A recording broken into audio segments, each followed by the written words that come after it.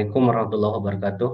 Waalaikumsalam warahmatullahi Bismillahirrahmanirrahim. wabarakatuh. Wassalatu wassalamu ala asrofil anbiya'i wal mursalin Sayyidina Muhammadin wa alidina tayyibin tahirin wa sahbihil al-muntajabin. Teman-teman sekalian, alhamdulillah malam ini kita seperti biasa kajian rutin kita sudah 1 bulan ini kita mencoba membahas tentang soal hadis yang memang belakangan kita banyak membicarakan soal sains, filsafat, dan ilmu-ilmu alam lah saya kira yang penuh dengan perdebatan dan polemik. Maka baru 1 bulan ini kita mencoba mengangkat topik-topik hadis dan bagaimana malam ini kita pun akan mengangkat topik hadis bagaimana hadis dipandang oleh kaum orientalis dan bagaimana nanti sikap kaum muslimin menyikapi tentang setidaknya lah menunda keyakinan para orang-orang orientalis itu terhadap hadis atau sama sekali tidak mempercayai hadis. Nah, bagaimana nanti oleh narasumber yang akan mencoba membahas lebih jauh dan sedetil apakah para orientalis itu apakah benar-benar sangat tidak begitu meyakini tentang keberadaan hadis. Saya tidak banyak berpanjang lebar. Malam ini akan dipandu oleh moderator Iki Susnentiko sebagai founder Lingkar Studi Islam dan Filsafat. Untuk itu saya persilahkan waktu untuk mencoba mengelaborasi pada topik atau diskusi pada malam hari ini. Silakan. Baik, terima kasih Pak Ajis. Assalamualaikum warahmatullahi wabarakatuh. Kembali pada malam hari ini kita bertemu kembali untuk mengadakan atau melaksanakan acara diskusi rutinan kita pada hari Senin ini. Bahwa tema kita pada malam hari ini sebetulnya memang menarik ya, sangat menarik. Kita tahu bahwa sepanjang terutama pada era kolonialisme ya di dunia Islam, usaha-usaha para orientalis dalam rangka mereka untuk melakukan suatu penelitian yang sangat mendalam tentang Islamic Studies ya, tentang ilmu-ilmu Islam, baik itu dalam bidang Al-Quran atau tafsirnya, dalam bidang ilmu kalam, teologinya, ataupun dalam bidang filsafat dan fikih, itu begitu masif karena bagi mereka ini merupakan salah satu upaya ya, terlepas apakah itu satu upaya yang positif ataupun negatif, bagaimana mereka ingin membuat suatu kritikan-kritikan tentang ajaran Islam itu sendiri. Nah, begitupun juga kita lihat dalam ilmu hadis, justru usaha itu sangat masif sekali. Karena kita lihat hampir banyak dari para orientalis tersebut itu mereka sangat concern dalam membuat suatu baik itu tulisan-tulisan maupun kritik-kritikan terhadap hadis itu sendiri. Yang saya baca dalam salah satu karya dari Dr. Mustafa As-Sibai, bagaimana beliau di situ dalam bukunya menguraikan berbagai macam upaya-upaya yang dilakukan oleh kaum orientalis, dan uniknya kata beliau itu apa yang dilakukan oleh orientalis tersebut juga ternyata juga diikuti oleh beberapa pemikir yang mereka adalah Muslim, seperti misalkan Abu Royah ketika dia menulis tentang Adwa'u al-Sunnah an-Nabawiyah. Begitu masifnya Abu Royah dalam buku itu membuat suatu kritikan terhadap hadis bagaimana yang oleh orientalis lakukan. Misalkan menguji atau meragukan keabsahan Abu Hurairah sebagai seorang sahabat yang begitu banyak beliau meriwayatkan beberapa macam hadis. Bahkan Sahih Bukhari juga sebagian besar banyaknya adalah dalam riwayat-riwayat dari Abu Hurairah. Nah, saya sebutkan di antaranya yang saya tangkap dari kelompok orientalis itu yang sangat masif mereka melakukan suatu usaha untuk membuat suatu boleh dibilang kritik terhadap hadis itu, yaitu di antaranya Joseph Skak. Yosef Skak itu dia menganggap itu sunnah itu bukan berasal dari Nabi, tapi beliau menganggap bahwa sunnah itu adalah hanya merupakan kelanjutan tradisi saja, tradisi dari bangsa Arab yang direvisi dan diteruskan oleh Islam yang kemudian disandarkan kepada Nabi Muhammad SAW, sehingga bagi Yosef Skak gitu kan, sunnah itu adalah bukan merupakan suatu otentik ya yang berasal dari ucapan, perkataan ataupun tindakan-tindakan Nabi, tapi hanya sekedar bersifat historis belaka gitu kan. Makanya kemudian pendekatan Yosef Skak itu adalah hanya dua saja, yaitu aspek historis dan sosiologis dengan mengesampingkan aspek-aspek teologis. Dengan demikian menurut Skak bahwa segala macam hukum Islam bahkan juga sumber primernya sendiri itu hanyalah sekedar sebuah akibat dari proses perkembangan historis. Jadi bagi Skak itu hadis itu hanyalah potret gitu ya. Potret ataupun hasil dialektika perkembangan historis dari zaman kemasan Islam, terutama pada abad ke-1 dan abad ke-2 Hijriah. Ya, apa yang menurut beliau kemudian itu sebagai hanya sekedar historisitas aja, karena kita tahu bahwa penulisan sunnah itu sendiri barulah 2 abad setelah Nabi wafat. Itu barulah sunnah itu dituliskan. Kurang lebih baru pada era-eranya Bani Umayyah.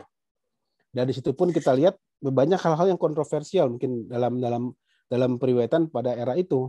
Misalkan banyaknya hadis-hadis yang bersifat politis gitu kan, untuk menjelek-jelekan antar satu sahabat dengan sahabat yang lain.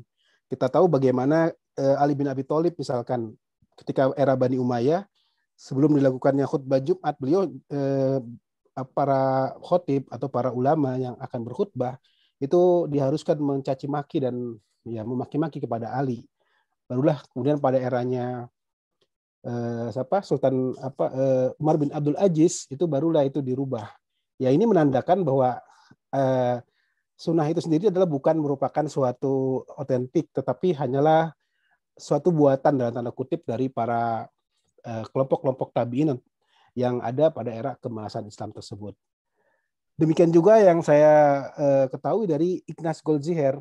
Kita tahu bahwa Ignaz Goldziher seorang Yahudi dari Hungaria yang dia itu begitu, bahkan beberapa Islamolog atau para orientalis menyatakan bahwa Ignaz Goldziher adalah orang yang paling concern gitu ya. Dan bahkan kata orang yang paling mengetahui tentang hadis di antara para orientalis itu sendiri. Kekaguman orientalis tersebut kepada Goldziher dikarenakan keberaniannya mengkritik dan meragukan hadis. Menurut Goldziher, hadis itu bukanlah merupakan catatan tentang fase awal Islam, tetapi hadis adalah merupakan jeripayah umat Islam pada era keemasan. Hadis itu hanya merupakan catatan gambaran tentang kemajuan sejarah Islam di bidang agama, sejarah, dan sosial pada abad pertama dan kedua Hijriah. Jadi merupakan hanya potret saja, sekedar potret yang menggambarkan bagaimana sikap-sikap umat Islam pada saat itu tentang beragama, tentang sejarah, tentang sosial, dan sebagainya. Jadi bukan sebagai suatu perkataan Nabi yang bersifat adalah wa mayantiqu anil hawa in huwa illa wahyu yuha. Jadi hanya sekedar ya ucapan biasa aja, sebagaimananya halnya seorang sejarawan atau seorang peneliti. Dia tidak menunjukkan itu sesuatu yang sifatnya otentisitas, itu adalah sesuatu yang bersifat hukum dan sebagainya. Itulah kira-kira gambaran yang dibawa oleh para orientalis. Yang saya contoh tadi adalah dari Joseph Skak dan Ignaz Goldziher. Inilah saya kira merupakan suatu polemik yang pada malam hari ini akan kita bahas. Jadi kita ingin mengetahui bagaimana para orientalis dalam membaca hadis Nabi Shallallahu Alaihi Wasallam. Baik, telah hadir pada malam hari ini Bapak Dr. Riza Pahlevi Dalmunte. Beliau adalah dosen dari UIN Sunan Gunung Jati Bandung. Kepada beliau langsung saja untuk bisa langsung memberikan materinya. Monggo Pak Riza, silakan. Terima kasih. Assalamualaikum warahmatullahi wabarakatuh. Assalamualaikum. Baik, kalau boleh tolong diperkenalkan dulu ini LSIF-nya. Oh iya. Saya belum terlalu kenal biar silaturahmi ini. Oke, siap. Emang Oke, Pak Ajis mungkin ya, mungkin silakan untuk Kak Patiko aja lah yang mendirikan LSIF itu. Ya, jadi nanti kita saya akan ini menguatkan. lembaga ini Pak, lembaga. Baik, bismillahirrahmanirrahim. Assalamualaikum warahmatullahi wabarakatuh. Waalaikumsalam warahmatullahi wabarakatuh. Hamdan wa syukran lillah, salatan wa salaman ala rasulillah.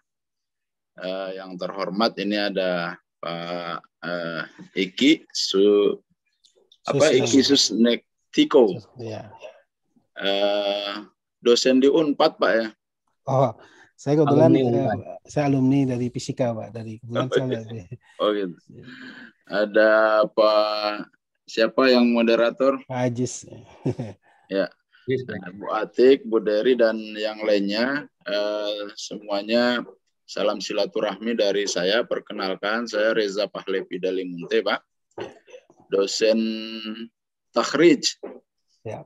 Saya aslinya dosen takhrij di jurusan Ilmu Hadis, Fakultas Usuluddin UIN Sunan Gunung Jati, Bandung. Berasal dari Sumatera Utara. Aslinya dari Tapanuli Selatan, Pak. Oh, ya. Padang Sidempuan. Kemudian ya itu sekilas tentang diri saya. Mudah-mudahan silaturahmi yang baik di antara kita ini, dan ini kajian Islam sungguh sangat nyunnah ini. Nyunnah Rasul. Baik, pertama kajian orientalis di Barat ini sebetulnya saya tidak terlalu dalam ya dalam mengkaji orientalis di Barat, karena dulu saya ini, Pak, S1 itu kan di Mesir. Ya. Jadi kajian ilmu hadis dulu di Mesir itu di zaman saya adalah perdebatan panjang dengan orang-orang filsafat gitu. Jadi kita itu sesama mahasiswa antara ilmu hadis dan filsafat itu selalu berdebat di sana itu. Menunggu dosen masuk kelas, kita selalu berdebat. Hanya satu kemenangan kita dari ilmu hadis bahwa orang filsafat terkadang takut lebih dalam mengkritisi hadis, takut mencela Nabi gitu. Walaupun argumentasi dari orang-orang filsafat saya harus ajungi jempol bahwa mereka punya punya argumen-argumen yang sangat rasional dan kritik-kritik yang sangat tajam, dan itu menjadi sesuatu yang harus kita pikirkan di orang-orang hadis yang kalau kata orang cenderung tekstual ya. Walaupun kalau saya justru dalam kajian-kajian hadis saya itu saya lebih konten analisis itu. Jadi saya kalau mengkaji hadis ya satu topik kita kaji secara mendalam saja gitu. Ya. Kemudian yang berikutnya bahwa kenapa orientalis Barat tidak terlalu dalam kajian bacaan saya, karena saya dulu di abad ketiga Hijriah itu, abad kedua, ketiga, keempat Hijriah, para ulama yang saya kagumi itu mereka inklusif, Pak. Kalau benar itu istilahnya inklusif, bahwa mereka lebih melihat ke dalam, mendalami gitu. Walaupun ya ketika kajian dari luar datang tetap ditanggapi. Saya ada PowerPoint di sini.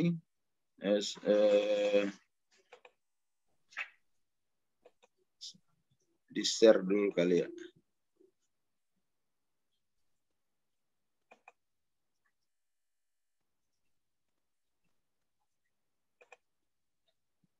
Ya. Ini tadi sebagian sudah dijelaskan oleh Pak Iki, tidak akan saya jelaskan lebih dalam. karena hanya mengulang, bahwa orientalis itu ya orang yang mengkaji ketimuran ya. Itu sudah kita ketahui bersama. Kemudian studi Islam di Barat, mereka beberapa cenderung kepada ketimuran.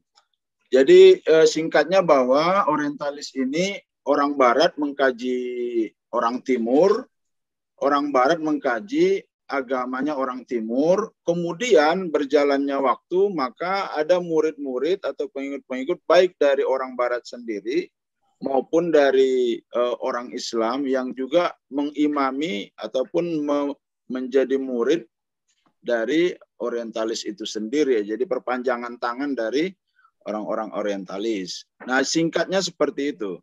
Maka tadi sudah disampaikan oleh Pak Iki, ada kalau di Barat itu ada Ignaz Goldziher, kemudian ada siapa lagi itu? Ada Joseph Sach, ada Michael Cook, ada Jean Ball yang kesini-sininya itu. Ada Joseph Van Es. Kalau di Usuluddin UIN Bandung yang mengkaji ini sebetulnya Pak Ali Masrur ya, yang punya disertasi tentang common link Jean Ball gitu. Kalau di Makassar ada Prof. Kamarudin Amin yang menulis tentang Isnad Kummatan Hartmoski. Hartmoski itu tokoh orientalis yang paling agak akhir ke sini tuh, yang masih berkaitan dengan Jean Ball, kemudian Joseph Sach, Michael Cook, dan Ignaz Goldziher gitu. Bahkan Prof. Kamar itu disertasinya memang menggunakan metodenya Hartmoski, yaitu Isnad Kummatan. Isnad Kummatan itu kalau tidak salah metode yang dilahirkan oleh Hartmoski, bagaimana cara menghindar dari sanad. Cara menghindar dari sanad. Jadi artinya sanad itu bagaimana meneliti hadis dengan cara menghindar dari sanad. Jadi dari semua orang-orang yang telah kita sebutkan tadi itu, kesimpulan mereka itu berujung pada bagaimana bahwa Muhammad itu tidak seperti yang dimaksumkan oleh orang Timur atau umat Islam atau literatur Islam. Seperti umpamanya kesimpulan tentang bahwa sumber informasi yang datang pada kita ini setelah mereka telusuri dan teliti itu adalah produk abad kedua dan ketiga Hijriah. Nah, itu. Kemudian ada yang mengatakan bahwa tadi seperti disebutkan Pak Iki, ini adalah pengintisarian dari ajaran-ajaran tradisi yang yang diambil dari tradisi Yahudi, Nasrani maupun Jahili. Nah, kesimpulan-kesimpulan yang mengarah ke situlah yang ingin dibangun, Pak. Makanya kalau kita petakan orang-orang orientalis ini ingin memisahkan dulu matan dari sanad. Memisahkan matan dari sanad. Pertama dibuatlah keraguan terhadap sanad, bahwa sanad yang sampai ke abad kepada Nabi itu diargumentasikan dengan mengatakan bagaimana mungkin transformasi hadis itu hanya sampai kepada satu orang di satu zaman dan di satu daerah. Itu sangat tidak masuk akal. Ini argumen yang dikatakan. Kalau kita lihat di sini contohnya ya. Contohnya seperti ini nih. Ini ada orang-orang di yang tiga ini. Bagaimana mungkin ketiga murid ini punya guru yang satu, lalu bagaimana mungkin satu guru ini hanya dia sendiri yang menerima hadis dari gurunya lagi? itu sesuatu yang mereka anggap mustahil, dan itu terus diangkat supaya hadis dengan sanad tunggal itu tidak diterima lagi. Apa artinya? Bahwa nanti semua sanad, hampir anggap 65% sanad itu, kalau kita persenkan, akan dibuang, Pak. Tidak diakui lagi otentikannya. Bukan lagi.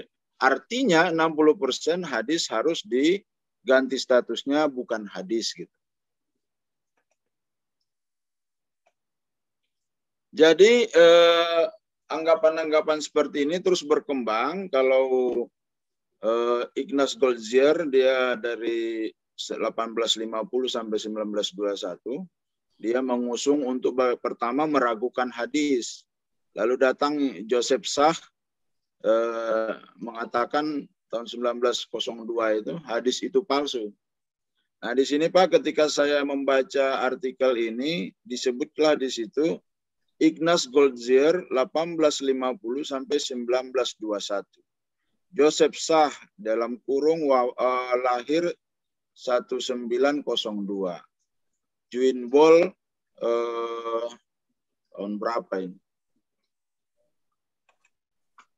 35 ya. Ya, 1935. Nah, ini artinya berbeda dengan tradisi Islam. Tradisi Islam mengatakan yang penting itu tahun wafatnya, Pak. Kalau tradisi Barat, tahun lahirnya. Nah, saya sebagai pengkaji hadis juga mencermati bahwa tradisi itu coba kita uji gitu, bahwa kenapa tahun wafat seseorang perlu disampaikan? Kalau di dalam Islam, di dalam tradisi hadis, karena tahun wafat ini adalah umur terakhir dia produktif dalam pengembangan keilmuan. Sementara tahun lahir itu tidak menentukan tahun produktif, tetapi itu tahun yang tidak produktif. Sehingga ketika tidak diketahui tahun wafatnya, maka tidak diketahui juga bisa bias sampai di... Walaupun sebetulnya kalau kita lihat di literatur lain dapat kita temukan ya, bahwa tahun berapa Joseph Sach itu meninggal gitu. Cuma ini perbedaan dari sisi ininya saja, dari sisi tradisi, bahwa pencantuman tahun wafat itu seperti itu.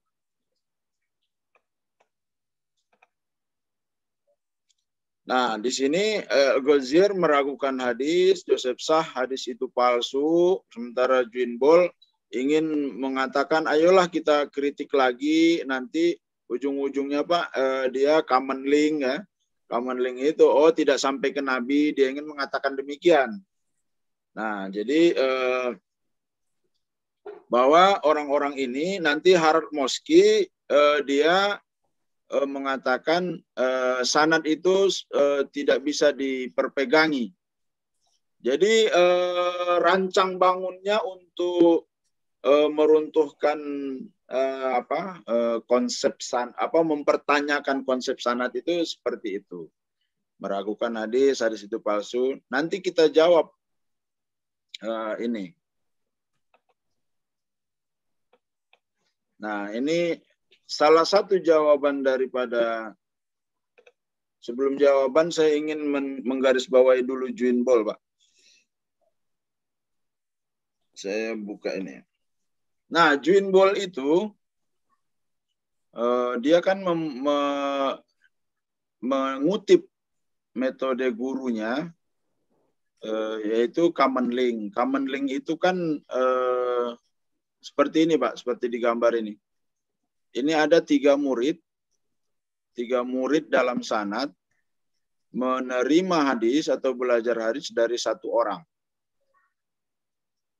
Jadi mereka membuka diskusi pada orang yang di dalam panah ini. Ingin mengatakan bahwa bagaimana mungkin hanya orang ini yang meriwayatkan hadis di zaman itu. Apakah tidak ada temannya belajar bersama? Kita di kampus juga kan pasti satu kelas 40 orang gitu. Kemana yang lainnya? Jadi ini seolah-olah dia bilang bahwa berarti dialah pemilik teks. Gitu. Lalu jawabannya yang paling awal itu ada di zaman Imam Tirmizi. Imam Tirmizi pada zaman abad ke-3 Hijriah, Pak. 241 Hijriah, beliau meninggal. Itu sudah menyampaikan apa yang namanya madar. Madar yang disampaikan oleh Isa ataupun Imam Tirmizi itu persis seperti ini. Bahwa ada satu orang di tobakoh tertentu, di zaman tertentu, hanya dia yang menyampaikan hadis kepada murid-muridnya. Namun madar ini dia jelaskan bahwa nanti kaitannya dengan Ar-Rawi al-Mashhur, Pak. Ar-Rawi al-Mashhur, periwayat Mashhur. Saya tadi melihat-lihat di dalam kitab hadis bahwa Ar-Rawi al-Mashhur itu disampaikan bahwa mereka adalah periwayat yang paling tinggi keadilan dan kedobitannya di zamannya dan di daerahnya. Itulah yang dimaksud dengan ini. Jadi kalau umpamanya Jinbol, kemudian Isnad Kumatan, kemudian Goldzir dan yang lainnya meragukan dengan urutan yang tadi, maka jawabannya ada di situ bahwa tradisi hadis itu kalau saya datang ke Madinah maka saya meminta hadis kepada orang yang paling kuat hafalannya gitu, Pak. Orang yang paling kuat hafalannya, orang yang paling adil akhlaknya. Nah, karena dua syarat kepribadian seorang yang meriwayatkan hadis itu ya adil dan dobit. Adil itu dari segi attitude-nya, dari segi personality-nya, kemudian dobit itu dari segi intelijensinya. Nah, itu. Jadi orang-orang ini selalu berpikir superlatif. Superlatif itu artinya saya ingin yang terbaik gitu. Ada yang baik, ada teman seperguruannya, contohnya Syu'bah gitu. Syu'bah itu punya teman seperguruan yang baik. Ada yang lebih baik, tapi dia yang terbaik gitu. Maka kenapa semua orang di generasi di bawahnya datangnya ke dia? Karena dia yang terbaik, maka saya lebih yakin kepada yang terbaik dan supaya dapat yang terbaik. Jadi tidak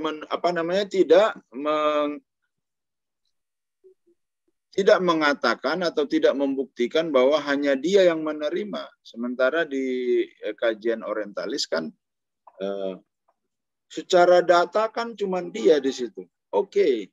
Tetapi kalau kita buktikan nanti dari daftar nama murid dari gurunya, kemudian daftar guru dari beliau sendiri, namanya Syu'bah, maka akan terlihat itu orang-orang yang nanti kita buktikan, Pak, ada pembuktiannya. Tetapi untuk menjawab permasalahan itu bahwa agama ini disampaikan atau berasal dari abad kedua dan ketiga Hijriah. Nah, salah satu jawabannya ini, Ar-Rawi al-Mashhur. Jadi kalau meragukan sanad, ya Ar-Rawi al-Mashhur gitu. Nah, Ar-Rawi al-Mashhur itu begini, yang di samping kanan ini. Umpamanya ini Syu'bah. Sebetulnya ada orang yang tidak yang juga ikut meriwayatkan hadis di sekitarnya, tetapi itu tidak dicatat dalam daftar-daftar guru karena murid-murid yang 3 di bawah ini lebih memilih kepada yang lebih kuat gitu. Ya.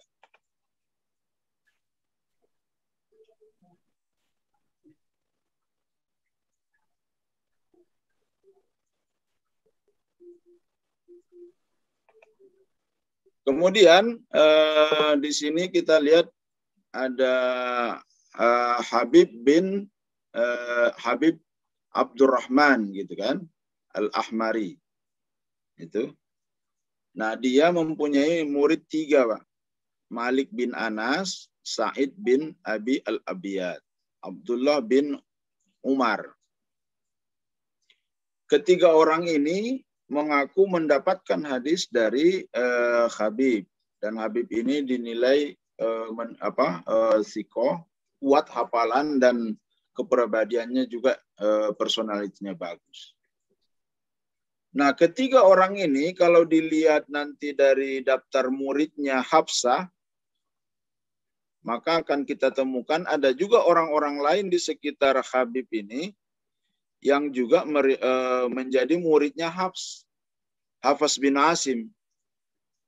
Tetapi mereka itu tidak sepopuler Habib, sehingga orang-orang datangnya ke Habib.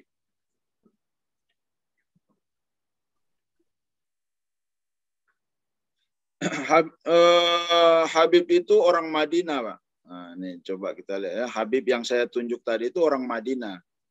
Gurunya bernama Asim, juga orang Madinah.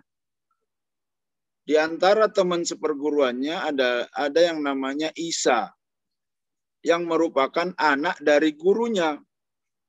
Kalau saya berguru di rumahnya, Pak, pasti ketemu anaknya lah.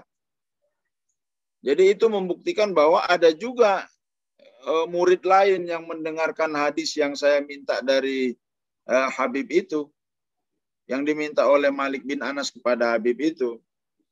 Salim cucunya Umar juga satu guru dengan dia. Anak dari pamannya juga satu guru, dan ada 2 Umar lain yang masih saudara, semuanya tinggal di Madinah, dan orang-orang ini secara geografis, kemudian secara periodik, sulit rasanya mereka tidak berguru bersama dengan Habib. Karena notabene masih saudara, masih anaknya, masih anak pamannya, pasti saling berkunjung. Pasti dia terjadi tahammul wal ada, transformasi hadis di antara Habib dan Asim. Gitu. Jadi Asim ini sebetulnya masih keluarganya Umar bin Khattab. Nah, kemudian kenapa mereka tidak mengambil hadis dari Umar, justru dari Abi Hurairah gitu? Nah, ini artinya ada 2 kemungkinan. Kemungkinan pertama, bahwa Abu Hurairah menyampaikan kembali hadis ini, dan mereka ada di antaranya. Sementara Umar, karena dia seorang negarawan, tidak terlalu punya banyak waktu untuk meriwayatkan hadis. Karena Nabi memang memberi tugas-tugas yang berbeda ya terhadap, walaupun mereka tetap mengetahui hadis itu. Dan perbedaan-perbedaan matan hadis itu karena itu tadi, karena sebagian meriwayat, sebagian tidak, tetapi semuanya tahu gitu.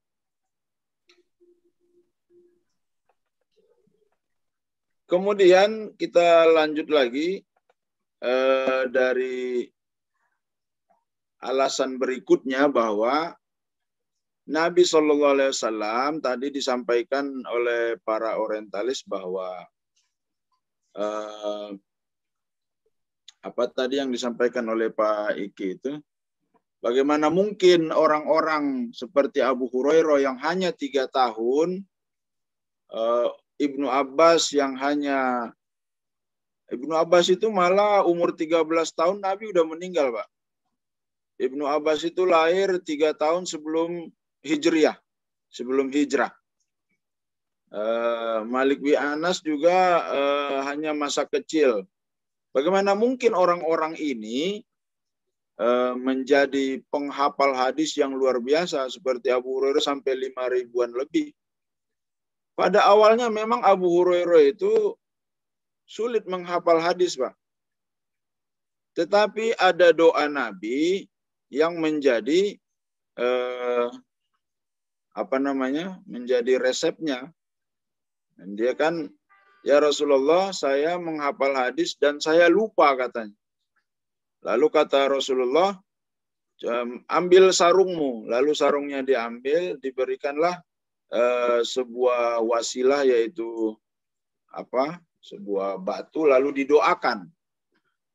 Setelah itu dia tidak pernah lupa lagi. Bagaimana kalau hal ini yang terjadi, maka terjawab sudah apa yang diragukan tadi, bahwa masa 3 tahun jadi penghafal terbanyak gitu. Satu. Yang kedua, Abu Hurairah memang rajin talaki, Pak. Rajin talaki, rajin tahammul dia. Dia datang ke Aisyah, datang ke sahabat-sahabat yang lain, minta terus. Dia itu aja kerjanya.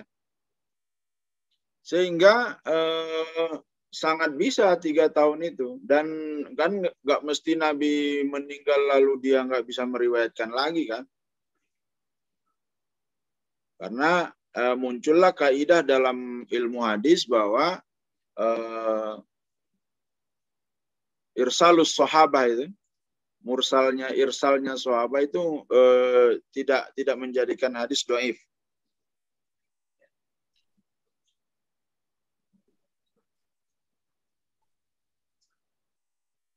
Itu. Kemudian apalagi tadi? Saya kira itu diantara jawabannya ya, bahwa kenapa para sahabat yang notabene sebentar dengan Nabi kok jadi ini. Hampir semua kok ya. Ibnu Abbas juga didoakan oleh Nabi. Didoakan oleh Nabi supaya menjadi ahli takwil. Ahli takwil itu orang yang mampu menafsirkan secara cermat terhadap Al-Quran. Dan tidak mungkin dia bisa mentakwil dengan baik kalau hadisnya dia tidak lengkap. Makanya dia menjadi salah seorang penghafal hadis yang banyak. Itu secara metodologi seperti itu yang ingin saya coba ungkap di sini. Bahwa orientalis itu mengkritik hadis itu dari 3 hal, Pak. Dari nabinya, kemudian sanad dan kandungan matan. Dari sanad udah kita coba jawab tadi. Dari segi nabi, ya orientalis meragukan otentitas hadis dengan mengatakan bahwa hadis-hadis itu buatan manusia, bukan wahyu. Nah, saya kira ini peluang-peluang saja, membuka peluang supaya bisa mengkritisi nabi gitu. Jadi diragukannya seperti umpamanya, Pak, seperti kritikannya Hartmoski. Dia mengatakan bahwa bagaimana mungkin kajian terhadap transformasi hadis itu hanya pada sanad, tidak meliputi matan. Nah, ini sebetulnya sebelum dia bertanya itu sudah dikaji sangat jauh, bahkan di abad ke-2 dan ke-3 Hijriah. Sampai umpamanya Imam Bukhari mengatakan hadza hadisun mahfuzun.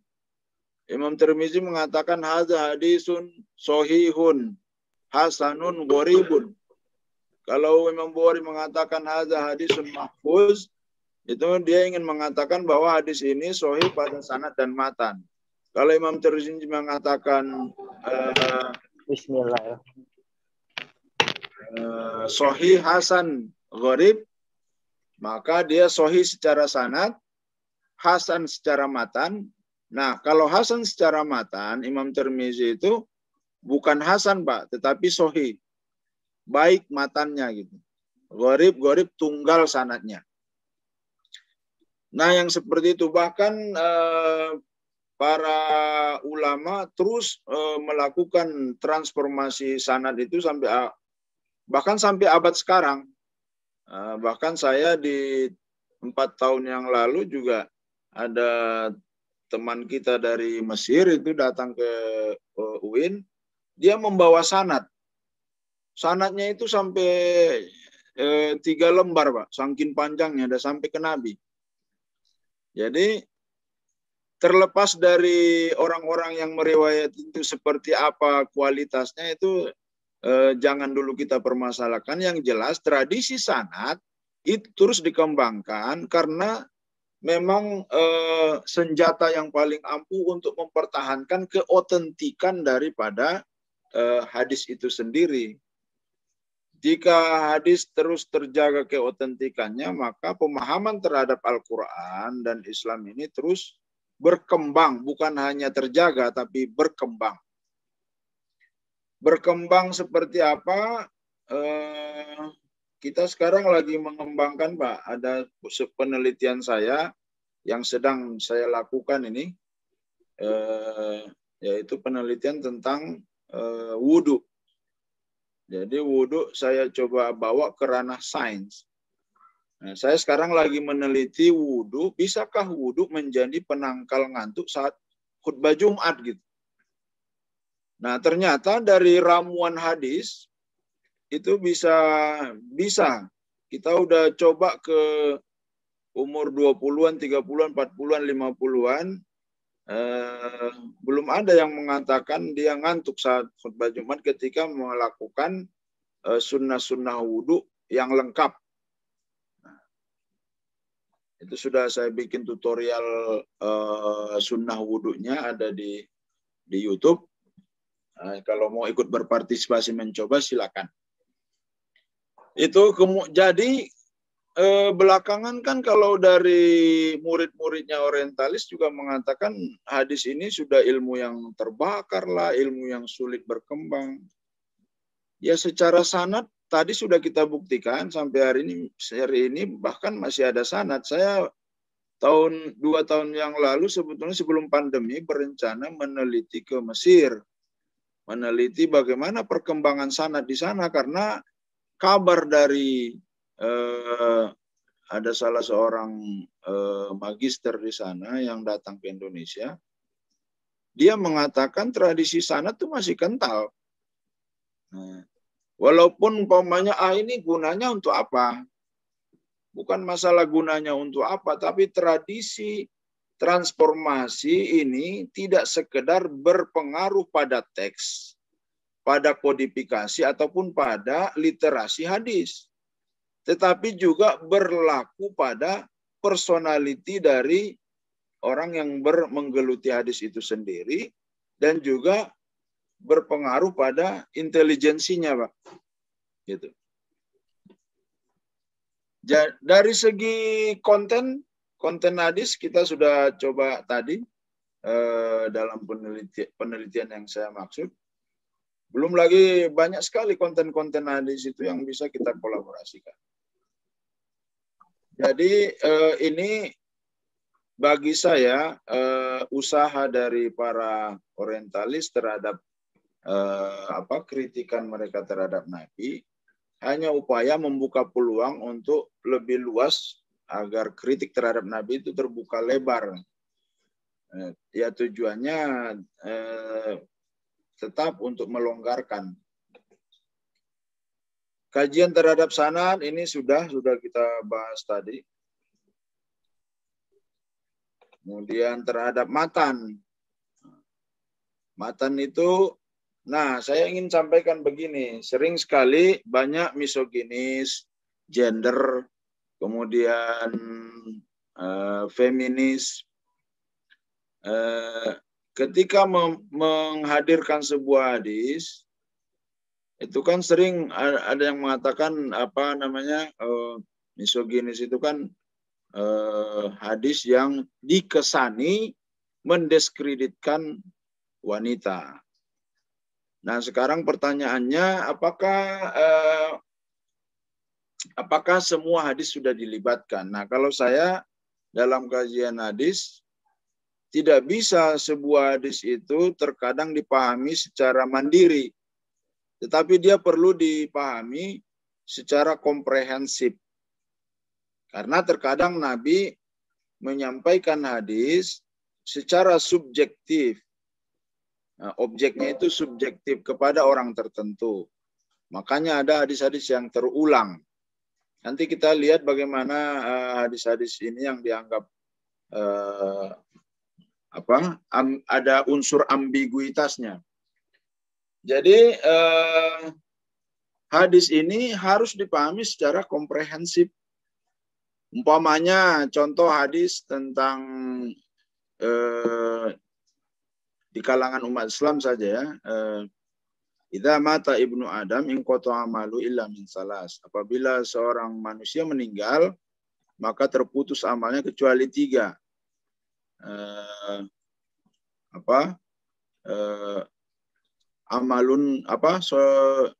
Amal jariah, kemudian anak yang soleh yang mendoakan, dan yang ketiga itu sodakoh jariah. Ya. Jadi terkadang kita memahaminya jadi nggak ada manfaatnya kalau orang lain berdoa, bersedekah atas nama yang meninggal. Nah, kalau saya memahaminya nggak bisa demikian karena ada hadis lain yang mengatakan seorang sahabat bertanya kepada Nabi,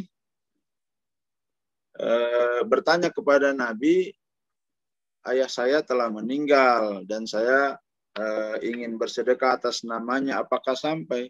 Sampai, kata Rasulullah. Nah, kemudian sahabat lain juga yang meminta dibacakan ayat di kuburannya dan seterusnya.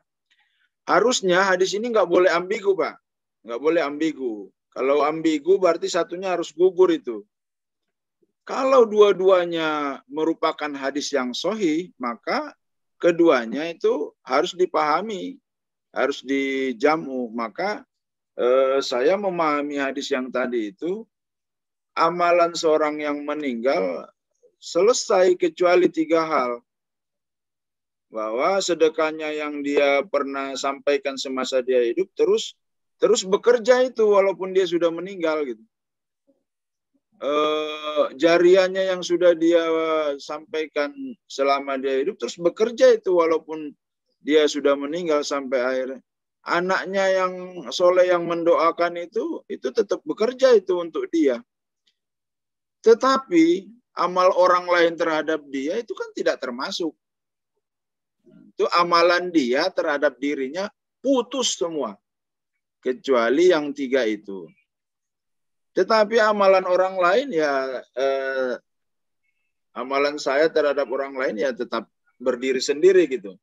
Supaya hadis ini tidak bertentangan dengan hadis yang lain. Itu salah satu contohnya. Nanti contoh yang lain kita lihat di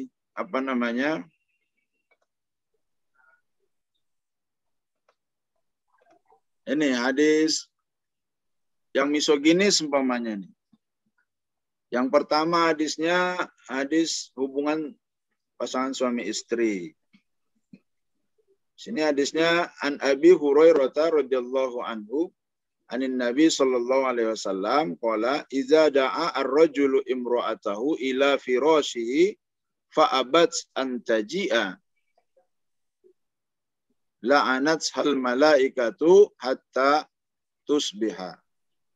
Ya, dari Abi Hurairah radhiyallahu anhu bahwa dari Nabi sallallahu alaihi wasallam dia bersabda, apabila seorang laki-laki mengajak istrinya untuk berhubungan suami istri, lalu istri tersebut menolak, maka malaikat melaknatnya sampai subuh. Nah, kalau saya ini harus dilibatkan juga hadis yang lain. Umpamanya bandingkan dengan hadis haid, nifas, larangan seks saat berpuasa. Maksudnya begini, Pak. Maksudnya bahwa ini adalah proporsional.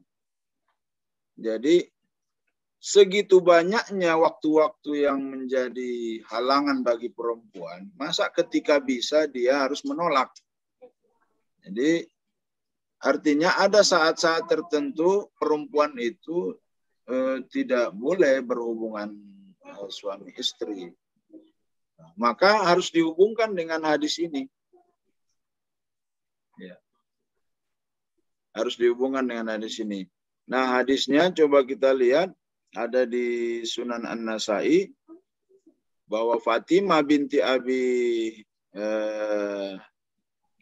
Hubeish haddasat annaha, dia menceritakan bahwa dia mendatangi Rasulullah sallallahu alaihi wasallam, fasakat ilaihi ad-dam, lalu dia tiba-tiba haid. Faqala la Rasulullah sallallahu alaihi wasallam, inna madzalika irqun fanzuri idza ataki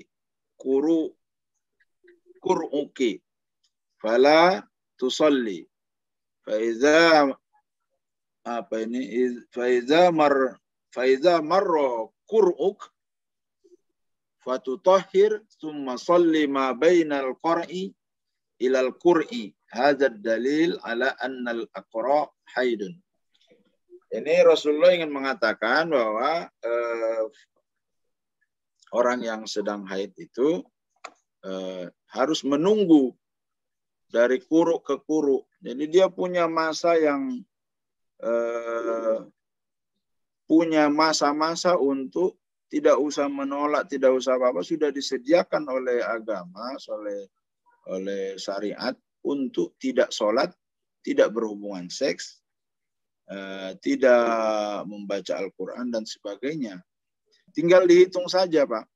Tinggal kita hitung saja berapa persen dari setahun perempuan ini tidak sholat, tidak berhubungan seks, dan tidak melakukan ibadah yang lainnya. Lalu ketika bisa dia menolak, nah ini kan menjadi masalah. Makanya ditekankanlah bahwa jangan menolak. Belum lagi ketika suaminya juga sedang tidak gitu, itu tambah lagi. Lalu bagaimana dengan puasa sunat? Kita bandingkan dengan hadis kepemimpinan bahwa memang perempuan ra'iyatun ala baiti. Dia pemimpin di rumah yang mengatur segala rupa termasuk mengatur suaminya di rumah. Jadi ketika dia harus mengatur di rumah, ya masa dia harus berpuasa gitu. Nah gitu. Kemudian ada lagi yang dijadikan hadis misoginis itu kurang akal, kan? Bahwa perempuan itu kurang akal. Inna Ibrahim ibn mana hadisnya? Saya tidak mana. Ma ra'aitu min man naqasat aqlun wa dinun aglab li zilubbin min kunna.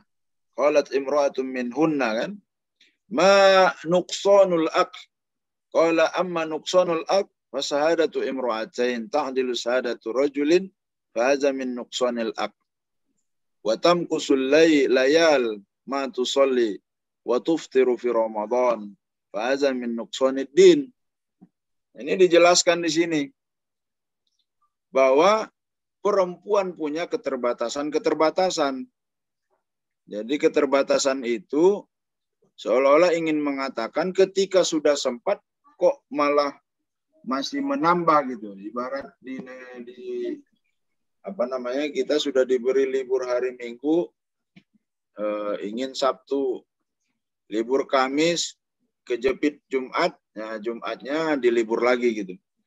Jadi hadis ini mengatakan bahwa perempuan itu kurang akalnya karena pertama syahadatnya 1:2 dengan laki-laki. Yang kedua mereka ada halangan-halangan termasuk haid. Jadi seolah-olah ini kan dianggap menghina, Pak, mendiskreditkan perempuan. Kalau ini benar mendiskreditkan perempuan, maka tidak mungkin pada kesempatan yang lain Rasulullah ataupun Allah memuliakan perempuan gitu. Karena tidak boleh ambigu antara satu hadis dengan hadis yang lain atau hadis dengan Al-Quran. Maka di sini saya mengatakan, coba bandingkan itu dengan hadis haid, menyusui, gitu. Bahwa di tempat-tempat yang lain, Allah itu memuji mereka. Masa di sini menghina? Berarti di sini kan bukan menghina, memposisikan bahwa ada keterbatasan secara biologis yang dimiliki perempuan, sehingga disebutlah nuksonu aklin. Nah, nanti aklun di situ perlu diterjemahkan. Oh, itu kan interpretasi. Iya, interpretasi, tapi di sini juga dijelaskan oleh Nabi gitu. Bahwa mengarah ke sana, bahwa ada segmen-segmen tertentu yang mereka tidak bisa gitu. Ketika bisa, sebaiknya jangan lagi mengambil sikap tidak bisa gitu. Nah, di sini contohnya inna Ibrahim ibni wa innahu mata fi sadai fa inna lahu zi'raini yukmilani radha'ahu fil jannah. Ini pujian, Pak. Sesungguhnya Ibrahim, anakku, dia meninggal di pangkuan. Dia memiliki ibu dan bapak susuan. Maka nanti mereka akan menyempurnakan susuannya di surga.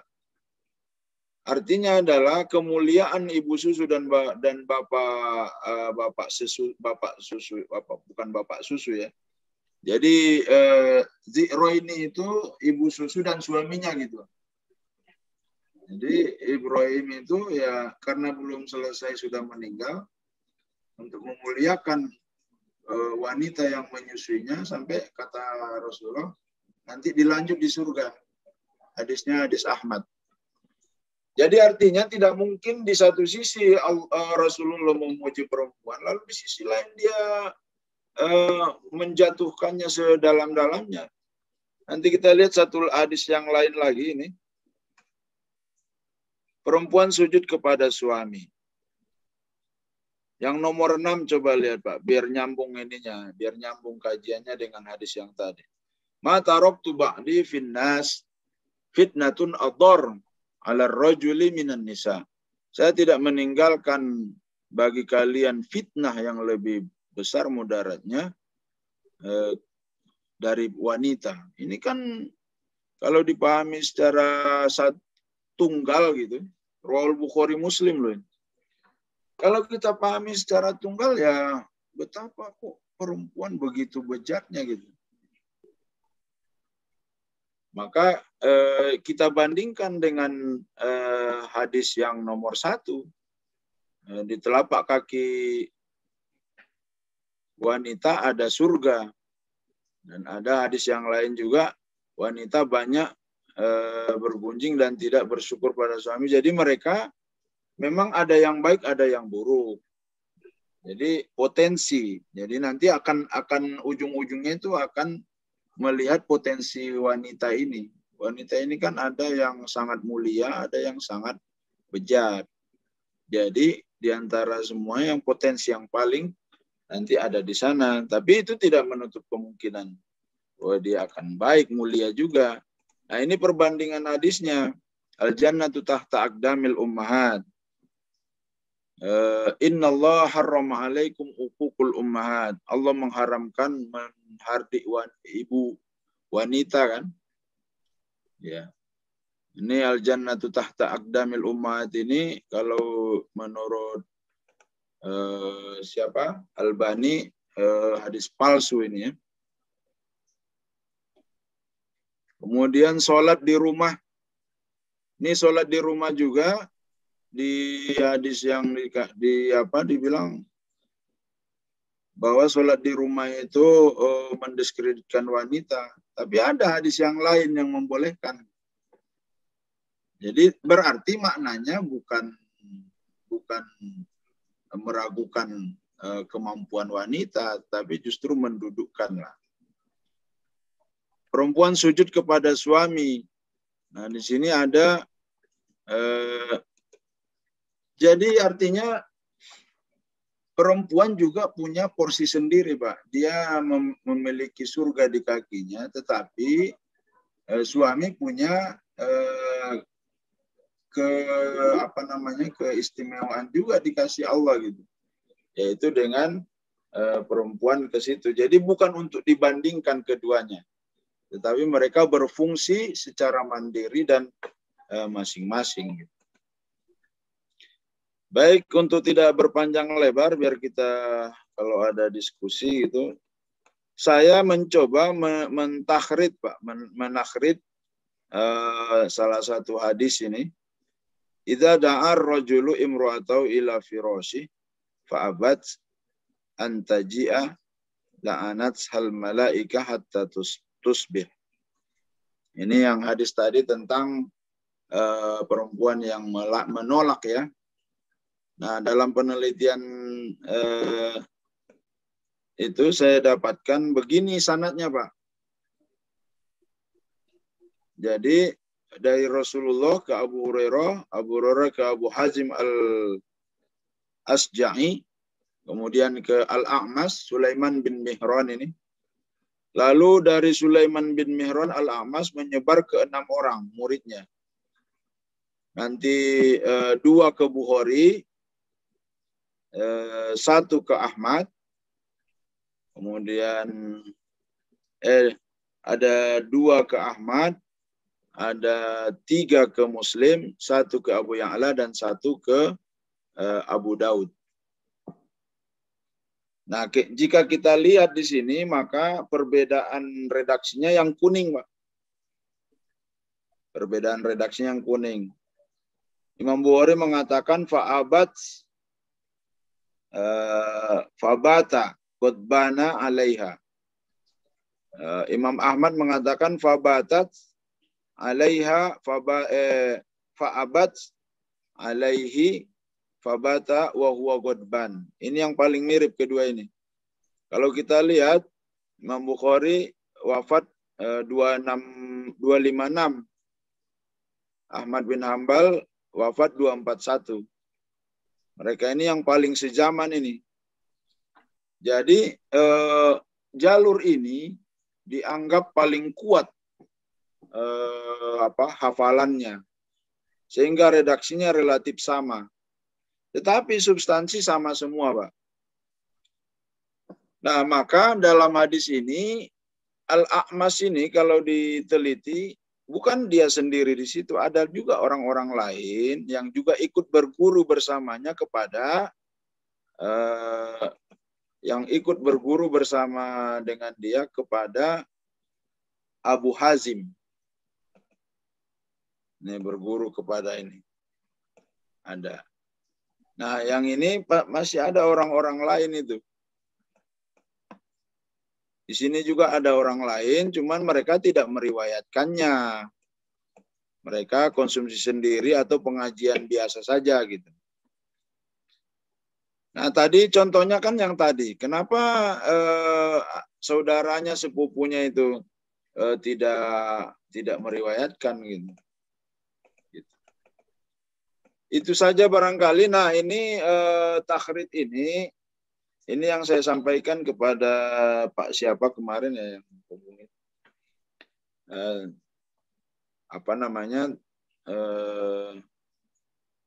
Menakhrid hadis dengan melihat bahwasanya sanad ini akan menyeleksi satu demi satu. Nah, kalau yang di disertasi saya ini TMT 3 namanya, Pak. TMT 3 itu artinya bagaimana menelusuri hadis, kita melihat di mana sebetulnya ini kalau dilanjutkan kita akan ketahui siapa yang merubah redaksi gitu. Tapi saya kira untuk malam ini tidak usah sampai ke situ. Itu saja barangkali. Mohon maaf kalau ada yang kurang berkenan, dan mohon maaf kalau kajiannya nggak terlalu dalam. Terima kasih, Pak Iki. Oke. Baik. Terima kasih Pak Riza atas paparannya pada malam hari ini. tadi kita bisa melihat hal-hal yang menjadi bahan boleh dibilang kritikan dari orientalis itu sendiri. Di situ tadi Pak Riza menyatakan ada 3 hal yang memang menjadi pokok yang dikritik oleh para orientalis. Yang pertama adalah kepada pribadi Nabi itu sendiri, yang kedua dari sisi isnadnya atau sanadnya dari hadis itu, dan yang ketiga ada dari sisi matan. Dan ternyata memang kalau kita lihat dari beberapa kajian para orientalis, mereka lebih banyak kepada sisi sanad itu saya. Tapi dari sisi matan saya pernah mungkin membaca satu karya dari Dr. Muhammad Al-Ghazali ya, dari seorang ulama dari Mesir, tentang bukunya dalam jadi sunnah gitu kan, baina ahli hadis wal fiqh gitu ya. Jadi tentang bagaimana tanggapan sunnah itu dari 2 kelompok, yaitu ahli hadis dan ahli fikih. Beliau di situ menyatakan bahwa pentingnya juga suatu kritik hadis itu bukan saja bersumber dari sanad, tapi juga dari sisi matan. Karena kata beliau menyatakan bahwa banyak hadis itu sahih gitu secara sanad, tetapi secara matan kalau misalkan disandarkan kepada dalil Quran yang lebih umum, lebih pokok, justru juga ada beberapa yang bertentangan dengan pokok-pokok ajaran Islam. Misalkan contoh, salah satu hadis yang dikritik oleh Syekh Muhammad Al-Ghazali ya, tentang dari hadis dari Siti Aisyah bahwa orang yang meninggal oleh keluarganya, maka yang meninggal itu akan diazab gitu oleh Allah karena dia ditangisi oleh keluarganya.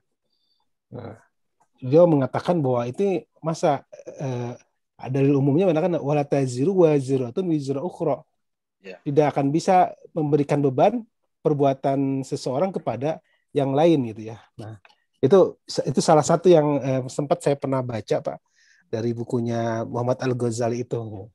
Yang menurut saya memang itu memberikan satu wawasan baru juga gitu ternyata tentang pentingnya tinjauan matan hadis walaupun sanadnya adalah sahih. Mungkin itu contoh yang pernah saya baca gitu dari beberapa buku tentang hadis. Mungkin barangkali dari kawan-kawan ada yang ingin mengomentari atau ingin mengajukan pertanyaan, kami persilakan. Semangga, silakan. Atau mungkin Pak Ajis mungkin ada dulu tanggapan barangkali.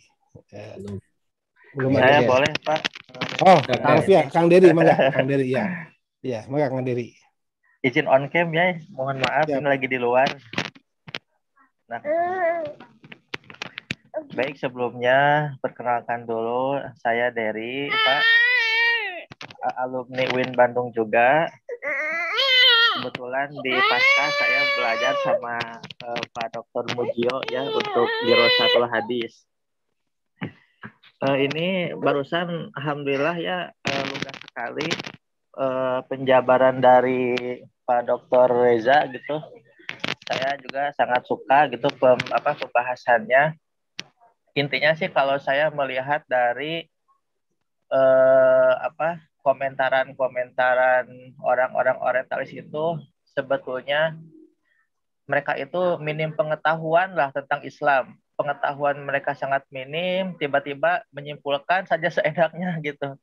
Seperti tadi kan, padahal itu masalahnya sudah dibahas jauh-jauh hari, entah itu dengan kaidah rawi masyhur atau misalkan dengan teori yang lainnya.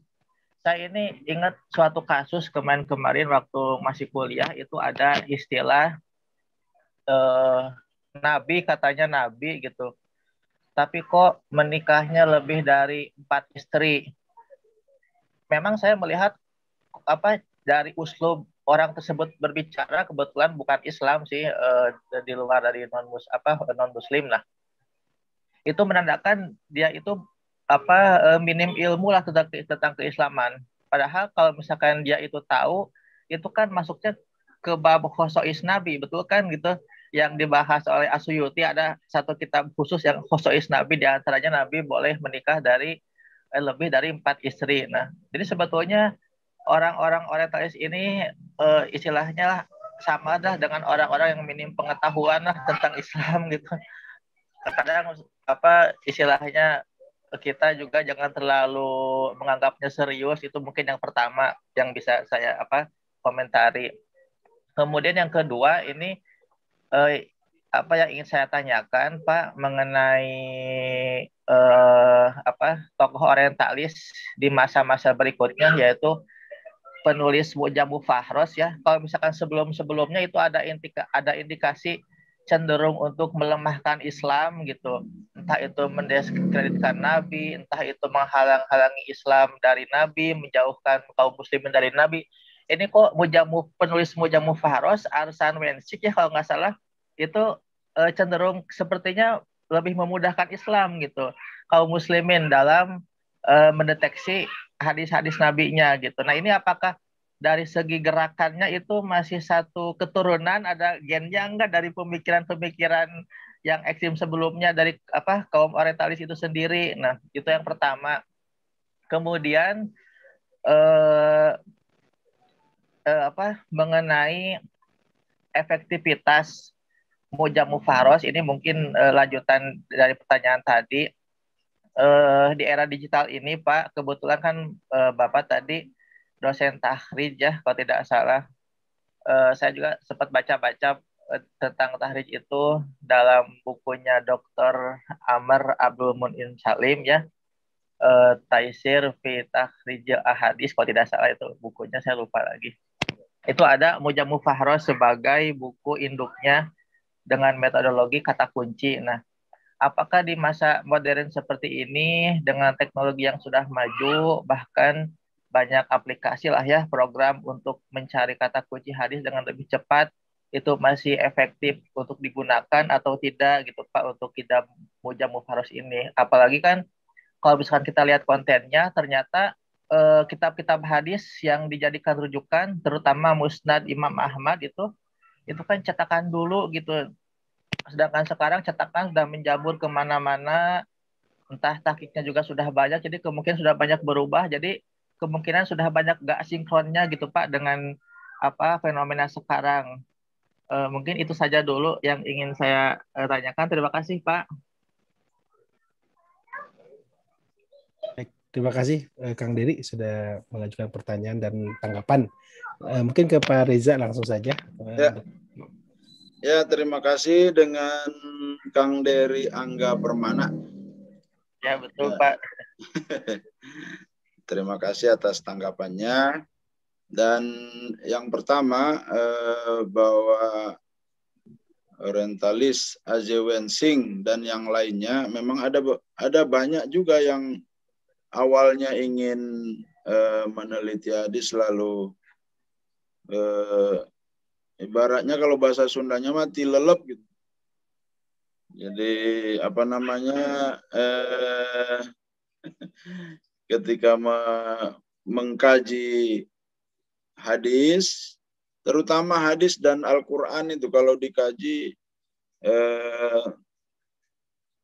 bisa tenggelam di dalamnya, karena banyak sekali yang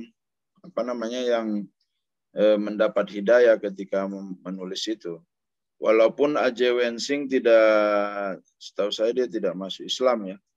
Tetapi ketika apa yang dia pertanyakan terjawab oleh penelitiannya, maka dia tidak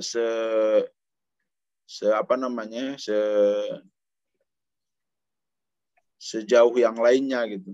Kalau yang lainnya kan jauh sampai mengatakan bahwa Nabi itu dari poligaminya juga diserang luar biasa gitu. Padahal Nabi itu berpoligami kan ada beberapa ketentuan ya.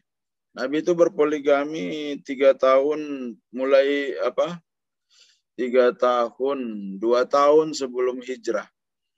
Khadijah meninggal,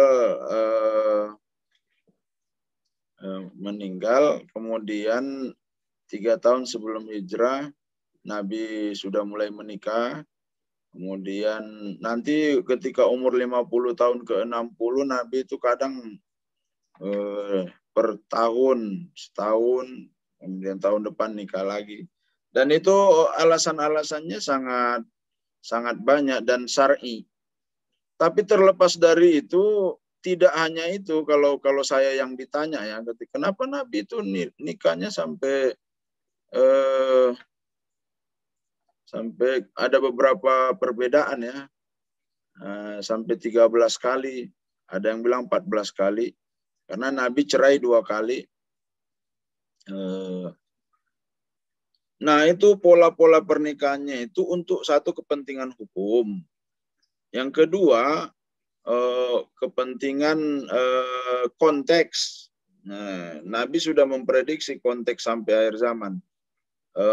Seorang siapa ya, Saudah gitu, siapa namanya, yang Mariah Al-Qibtiyah yang dihadiahkan itu kan jarak jauh menikahnya. Kemudian Nabi juga walaupun dibilang demi kepentingan syariah, kasihan wanitanya dong, secara personal tidak terbutuhi. Justru di dalam hadis dikatakan Nabi itu memang memang memenuhi semua apa yang secara biologis, secara rumah tangga, dan bahkan kepentingan syariah terpenuhi semua. Bahkan di situ ada hadis tadi yang tadinya saya libatkan dalam menjawab yang hadis tentang wanita menolak berhubungan itu. Ada istri Nabi kan yang dia lagi haid, maka kata Rasulullah tetap mencumbunya, tapi kata Rasulullah jangan buka sarungmu katanya. Jadi dicumbu dalam keadaan memakai sarung.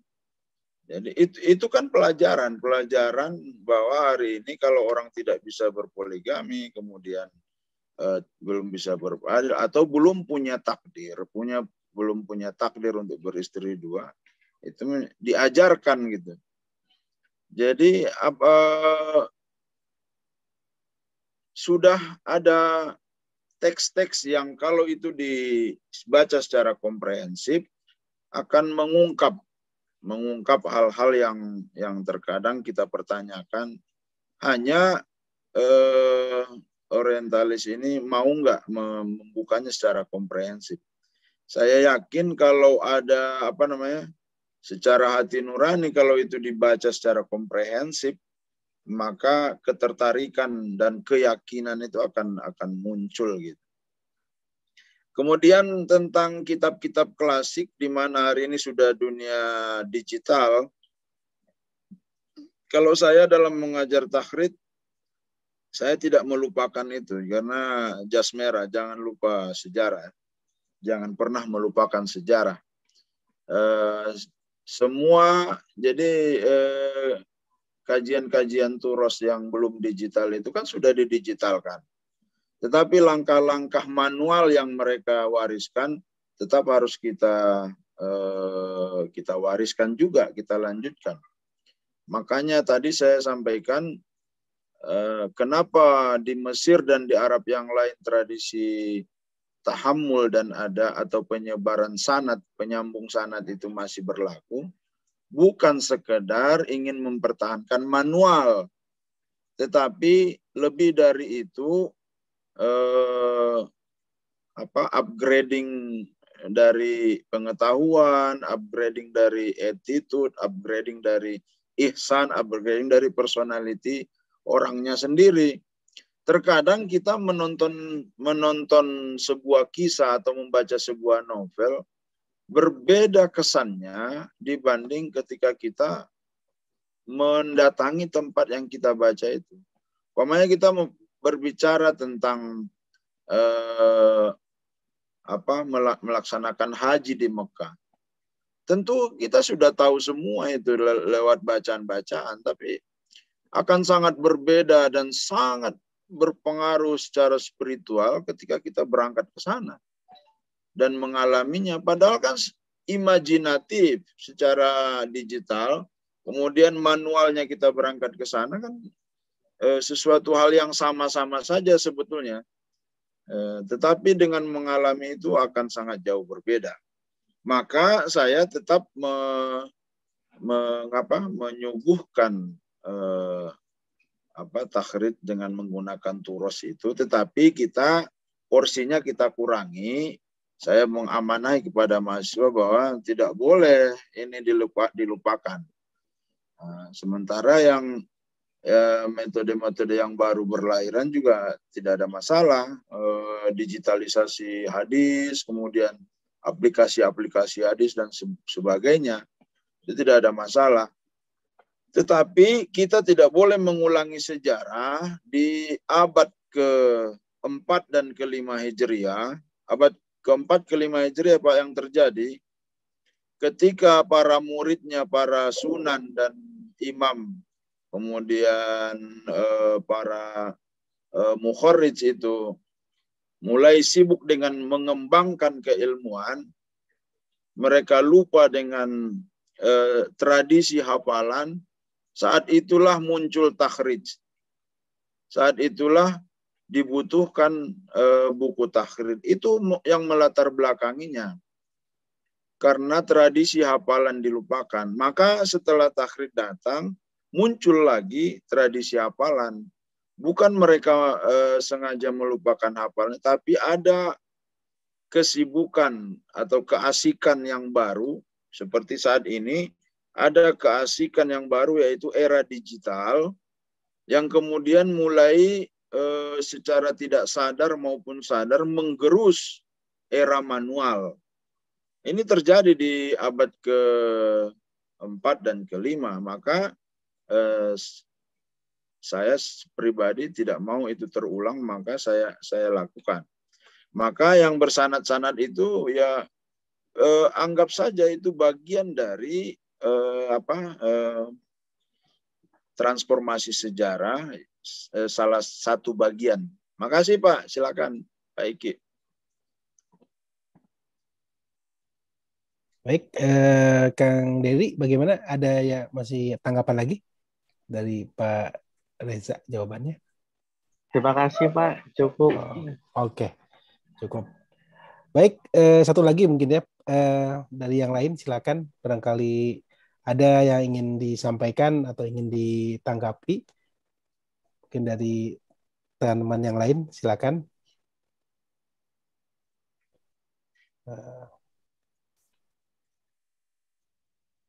Pak Jis nggak ada tanggapan, Pak Jis? Cukup. Oh, cukup, baik. Kalau boleh saya satu kali lagi. Oh, boleh, silakan ya. Bang Dery. Ya, silakan. Ya, baik Pak. Ini saya mau nanya mengenai kuantitas hadis gitu yang tersebar di kita baik saat ini maupun di masa para ulama. Banyak kan sejarah yang mendokumentasikan bahwa di antara para ahli hadis itu yang hafal sampai ratusan ribu hadis begitu. Kemudian contohlah Imam Bukhari kan beliau bilang saya hafal, kalau nggak salah ya saya lupa lagi, 100.000 hadis yang sahih dan 200.000 yang tidak sahih. Begitupun dengan katanya Imam Ahmad hafal sampai 1 juta hadis. Nah, yang menjadi permasalahan kalau misalkan kita lihatlah tadi lewat digital, misalkan jumlah hadis yang ada itu bisa dikatakan kalau ditotalkan tidak sampai 100.000, itu pun sudah dengan pengulangannya gitu. Nah, yang saya tanyakan itu apakah yang hilang itu apakah itu memang banyak matan hadis yang hilang sampai sekarang gitu. Sehingga kalau misalkan saya tuh pernah ngecek hadis yang paling lengkap itu yang kumpulan matan tanpa pengulangan ya kalau tidak salah di Kanzul Ummah dan Al-Jami Al-Kabir itu karangan As-Suyuti, kurang lebih 50.000 hadis. Nah, berarti kalau misalkan Imam Suyuti aja atau Imam Bukhari aja hafal 200.000 hadis atau 300.000 hadis, nah yang sisanya itu apakah itu memang matannya banyak yang hilang atau misalkan ini Pak, ada istilah lain kalau kata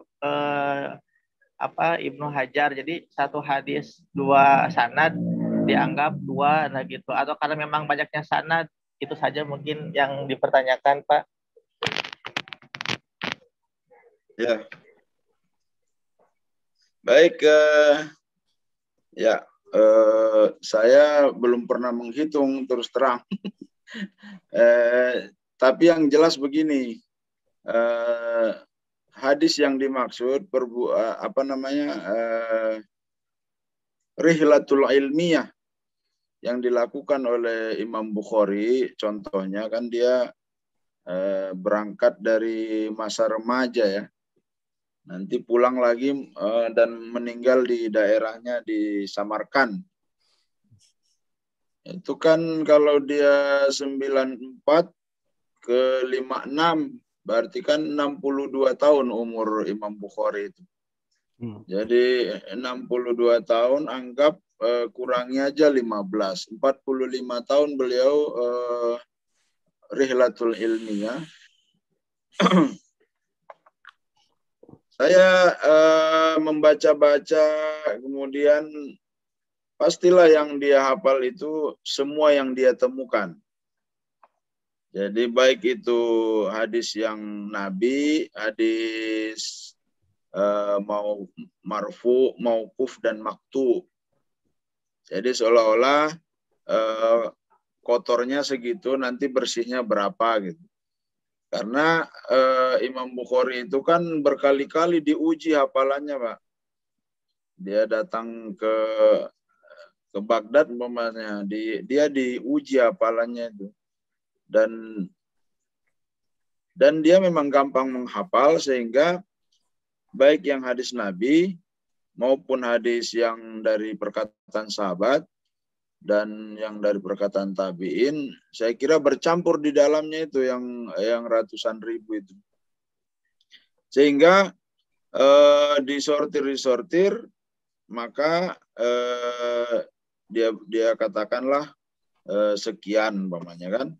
Lalu dalam hitungan dikurangi pengulangan dan sebagainya 50.000, dan memang satu hadis itu diriwayatkan berulang-ulang, Pak. Kenapa Abi Hurairah itu meriwayatkan hadis sangat banyak? Karena dia meriwayatkan ulang dari sahabat yang lain.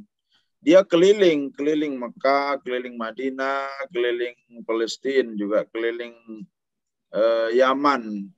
Yaman apa mana itu, dia pernah jadi gubernur di sana. Itu kalau dia dapatkan kan dia riwayatkan lagi, walaupun Nabi sudah tidak ada gitu. Kemudian terkadang penyampaian hadis ini juga ada pemenggalan, makanya ada namanya ziyadatus siqah, ada namanya riwayatun nuqsan, ada namanya riwayat bil makna. Sehingga satu hadis itu bisa menjadi kali 5, Pak. Jadi kalau 50.000 dikali 5 ya 250.000. Kalau umpamanya hadis yang panjang itu lagi di Ibnu Adi ya, yang berkaitan dengan sejarah yang panjang-panjang itu kan pasti pecahannya juga lebih banyak lagi. Maka Ahmad itu kan dia juga di dalamnya tercampur itu dengan beberapa perkataan. Makanya kalau kita baca tafsir Tobari, kemudian Jalalain, di sana kan riwayat-riwayatnya banyak yang mauquf itu, bahkan yang maktu. Tetapi itu bagi ulama kita dahulu itu dianggap sebagai hadis, karena ada semacam keyakinan bahwa kalau komunitas ini yang melakukan, maka dia yakin gitu. Seperti pernyataan Imam Malik, amalu ahlil Madinah. Amalu ahlil Madinah itu bahkan dia lebih rekomendasikan daripada hadis. Karena yastahilu tawatu'uhum bil kadzib. Mustahil satu kota Madinah berbohong berjamaah. Sehingga asumsinya demikian dapat kita buktikan itu Bang. Umpamanya ada hadis begini nih. Ayul amali ahabbu ilallah. Pertanyaan sahabat kepada Nabi itu. Birrul as-salatu ala waqtiha, al-jihadu fisabilillah, birrul walidain. Hadis yang lain, ayul amali ahabbu ilallah. Cuman dijawab oleh Nabi di dalam hadis itu, as-salatu fi awwali waqtiha. Yang dua item lagi tidak disebutkan. Nanti terjadi lagi hadis yang lain, ayul amali ahabbu ilallah. Dijawabnya as-salatu ala waqtiha, birrul walidain, al-jihadu fisabilillah. Terbolak-balik lagi. Itu saja sudah berapa riwayat. Dan bisa saja sanadnya berbeda. Itu barangkali Pak. Makasih. Baik. Gimana Kang Dery? Puas ya? Sudah ada? Ya, terima kasih Pak. Oke, siap. Baik, karena kita waktu sudah habis ya, kita hampir 2 jam kita berdiskusi dengan saya kira memang sebenarnya sih saya banyak juga ya beberapa hal tentang hadis ini yang ya juga ingin kita diskusikan gitu ya. Insya Allah mungkin Pak Riza next time ya kita bisa bertemu lagi untuk dalam kajian kita dengan tema-tema yang lain mungkin ya. Mudah-mudahan pada hari ini apa yang sudah Pak Riza tadi sampaikan kepada kita semua bisa memberikan gambaran tentang ternyata memang hadis ini begitu luas gitu ya, dan sampai saya menjadi satu pusat perhatian yang kuat dari kalangan orientalis. Tadi Kang Dery mengomentari bahwa sebetulnya apa yang dilakukan orientalis ya karena ketidakkapabelan mereka dalam Islam itu sendiri gitu. Jadi mereka juga berusaha melakukan suatu spekulasi tanpa melakukan suatu memverifikasi dengan dalil-dalil yang lain ya.